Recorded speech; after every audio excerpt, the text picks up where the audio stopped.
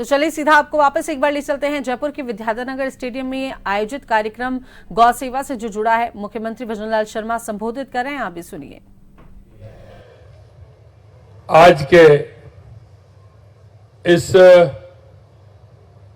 गौ महाकुंभ के इस कार्यक्रम में मंच पर विराजमान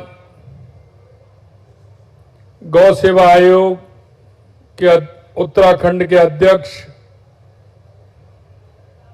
जी राजेंद्र जी,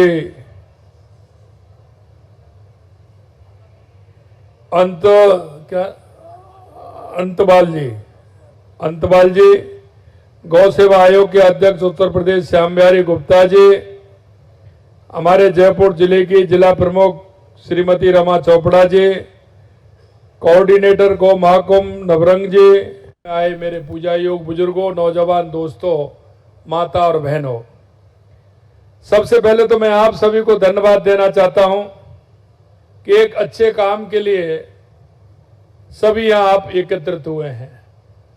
दूसरा धन्यवाद मैं आयोजकों को देना चाहता हूं कि उन्होंने ये गौ महाकुंभ जो आयोजित किया है, मैं समझता हूं कि निश्चित रूप से हमारे उन गौ भक्तों की, गाय प्रेमियों की, हमारे पूज्य संतों की वो आत्मीयता के कारण ये गौ महाकुंभ प्रारंभ हुआ है।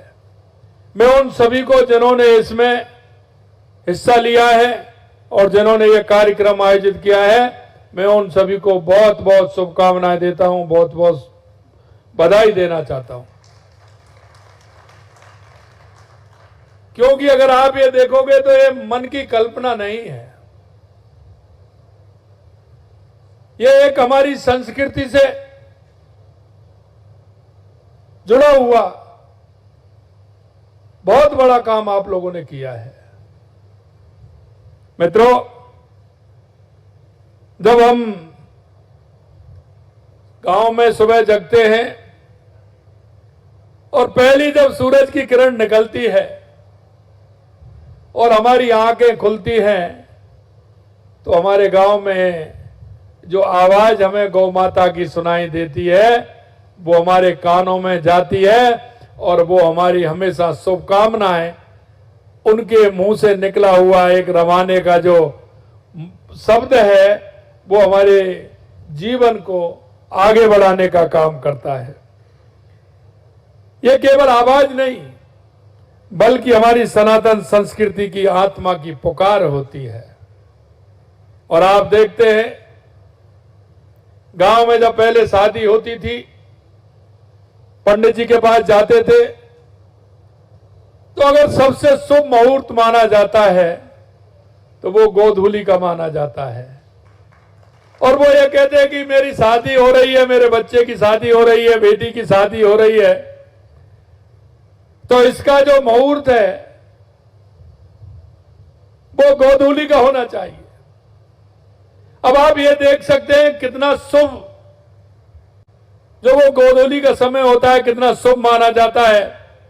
और हर व्यक्ति, माता पिता की इच्छा होती है कि मेरी बेटी या मेरे बेटे की शादी गोधूली के नक्षत्र में हो, जिससे मेरे बच्चों का और बेटों का परिवार सुखी रहे और समृद्ध बने।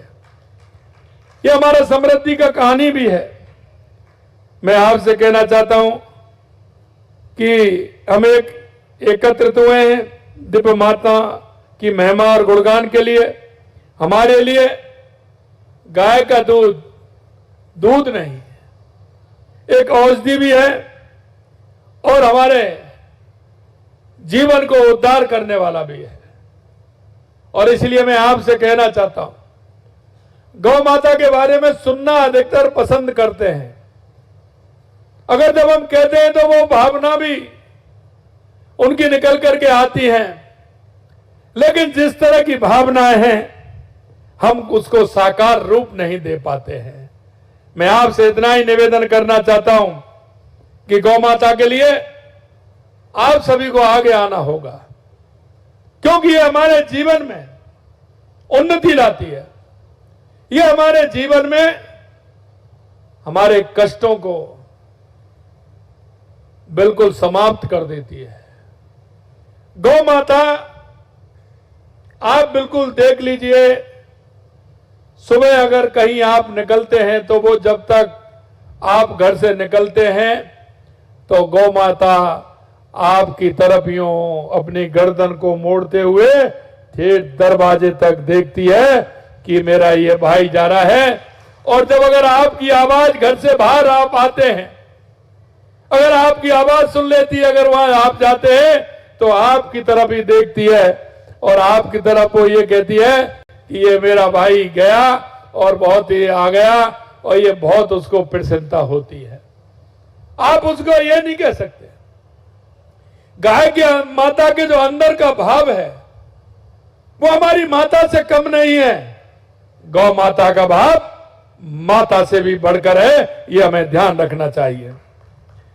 मैं इतना कहना चाहता हूं कि देवरा बाबा गौ सेवा परिवार के इस आयोजन का बीड़ा जो उठाया है उन्हें मैं धन्यवाद देता हूं। जहां गौ की पूजा होती है मां समृद्धि भी होती है और संस्कार दोनों वहां वास करते हैं। भाइयों बहनों, मैं गर्व से कहना चाहता हूं कि राजस्थान के अंदर हमारी सरकार ने गौ माता और किसानों के कल्याण के लिए अभूतपूर्व कदम उठाए हैं और मेरे जीवन में गाय माता का बहुत बड़ा महत्व है। मैं जब भी गांव में रहता था तो गाय रहती थी। मैं आया लेकिन मेरे लिए रहने के लिए जगह कम थी, लेकिन जब मैं भरतपुर आया तो मैंने पहले मेरी गाय का रहने के लिए पहले मैंने उसका स्थान बनाया, उसके बाद में आया। हमेशा मैंने गाय रखी है और अब भी मैं जिस दिन मैं मुख्यमंत्री बना और मेरे मुख्यमंत्री आवास में पहले मेरी गाय पहुंच गई, उसके बाद मेरा गृह प्रवेश हुआ। गाय के दर्शन मात्र से ही मन में प्रसन्नता हो जाती है। सुबह जग करके अगर गाय माता के आपके दर्शन हो गए तो उससे बड़ा और कोई नहीं है। क्योंकि मैं आपको कहना चाहता हूं, हम आप आज के युग में आ गए, लेकिन हमारे बुजुर्गों से, हमारे पूर्वजों से अगर आप पूछोगे तो हमारी समृद्धि का कारण हमारी गौ माता और हमारा गौवंश रहा है। हमने देखा है गांव के अंदर, हम देखते थे जब पहली आषाढ़ की बारिश होती थी, पहली बारिश होती थी, हम देखते थे जब खेती की बुवाई के लिए जाते थे, गाय माता जब हमारी होती थी गाय माता का पूजन करते थे। अब जब बैल आते थे तो घर के आगे आगे खड़े हो जाते थे, माता बहनें हमारी घर से निकलती थी, वो जो बोने के लिए जाते थे उसका भी पूजन करती थी और सर पर जो बीज होता था उसकी भी पूजन करती थी, उन बैलों का भी पूजन करती थी। और वो बैल जब जाते थे तो माएं गीत गाती थी कि हमारी समृद्धि का स्वरूप है। बदलते परिवेश में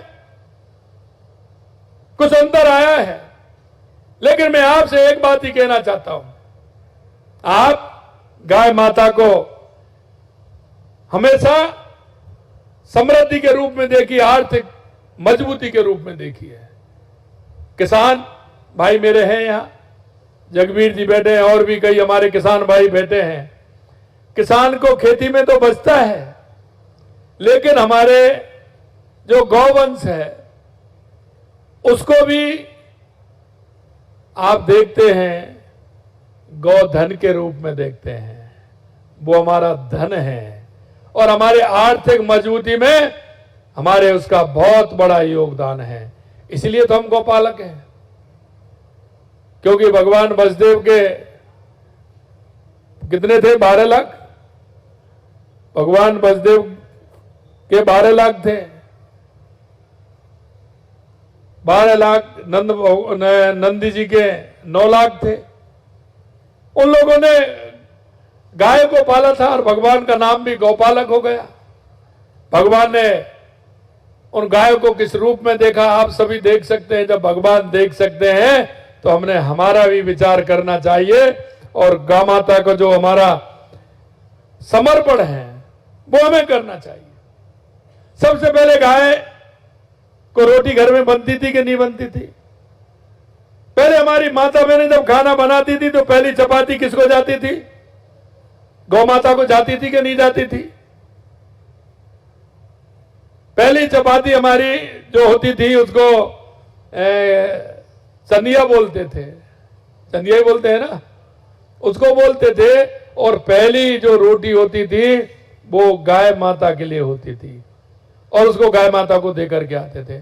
आज गैस का चूल्हा है, गाय कहीं है नहीं, तो कुछ के घरों में तो वो गौ माता की रोटी भी नहीं बनती होगी। मैं आपसे इतना ही कहना चाहता हूं, हमारे घर में जो गौ माता की रोटी बनती है, आप उसका अनुमान लगा करके ही, अगर महीने के हिसाब से, साल के हिसाब से, अगर कहीं ना कहीं गौशाला में गौ माता को आप अगर समर्पण करेंगे तो निश्चित रूप से गौ माता का आशीर्वाद आपको मिलेगा। आप अपने जन्मदिन पर, आप अपने शादी की सालगिरह पर आप कहां जाते हैं? आप कहीं नहीं मत जाइए, आप किसी भी गौशाला में जाइए, आपको बहुत बड़ा सुकून मिलेगा, बहुत बड़ा सुकून मिलेगा।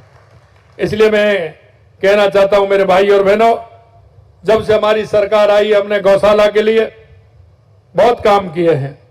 हमारी सरकार ने गौशाला संवर्धन योजना के लिए 2751 करोड़ रुपए राशि का अनुदान भी दिया है। और अभी हमने गौशाला हमारी समृद्ध बने, 100 गौशालाओं में गोकास्ट मशीनें विशेष रियायती दर पर उन्हें भी देने का काम किया है। प्रत्येक पंजीकृत गौशाला को मेरे से कहा था, हमारे कई गौशाला वाले आए थे, क्योंकि 35 रुपए थे पहले, उन्होंने कहा कि साहब 5 रुपए 8 रुपए बढ़ा दीजिए। मैंने 5 रुपए 8 रुपए क्यों बढ़ा दें? जितना गाय का भोजन होता है उतना करेंगे। हमने 50 रुपए गाय के लिए किया और 25 रुपए प्रतिदिन हमने बछड़े के लिए और 50 रुपए गाय के लिए किया। 341 गौशालाओं में आधारभूत सुविधाओं का निर्माण कराया गया। नंदीशाला सहभागिता योजना के तहत पंचायत स्तर पर आधारभूत संपत्तियों के निर्माण के लिए 62 करोड़ रुपए से अधिक राशि आवंटित की गई। हमारी प्रतिबद्धता का यह प्रमाण है कि लगातार हम गाय की सेवा के लिए काम कर रहे हैं। यही नहीं, किसान एवं पशुपालक हमारे अन्नदाता और पोषण दाता दूध उत्पादकों को सही मूल्य मिले, इसकी व्यवस्था के लिए दूध के लिए औसतन 864 रुपए प्रति किलो फैट का मूल्य सुनिश्चित किया गया। मुख्यमंत्री दुग्ध उत्पादक प्रोत्साहन योजना के तहत 500 करोड़ रुपए का प्रावधान किया गया है। योजना के तहत 468 करोड़ रुपए डीबीटी के माध्यम से हस्तांतरित किए जा चुके हैं। और हमने किसानों की समृद्धि के लिए तो किसान सम्मान निधि की है। देश के यशस्वी प्रधानमंत्री नरेंद्र मोदी जी ने किसानों के लिए किसान सम्मान निधि की है। हमने भी उस किसान सम्मान निधि को डबल करने का काम किया है। हमने पहले 6000 से 8000 की, अब 9000 कर दी। आने वाले समय में चरणबद्ध तरीके से हम भी उसको बढ़ा करके 12000 करेंगे। 6000 से 12000 हमारी वो हो जाएगी।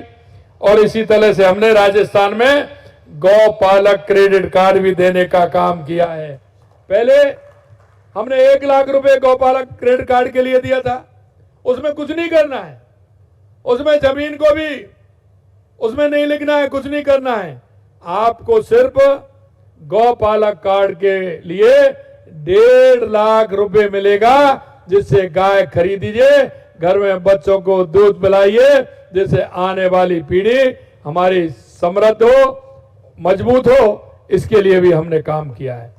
और आपने देखा होगा अभी हमने एक निर्णय और किया है, क्योंकि छोटी खेती होती है, जो लघु सीमांत होते हैं, किसान होते हैं, उन पर ट्रैक्टर नहीं होता है, उनके लिए भी हमने काम किया है। हमने कहा है जो बैलों से खेती करेगा उसके लिए हमारी सरकार 30,000 रुपए का अनुदान देगी। और मैं आपसे कहना चाहता हूं, जहां छोटी खेती वाला हमारा जैसे बांसवाड़ा, डूंगरपुर, प्रतापगढ़, सलूम्बर, उदयपुर में हमारे ये लोग काफी संख्या में बैलों की खेती के माध्यम से हमारे जो अनुदान दिया उसके माध्यम से खेती करने लगे हैं।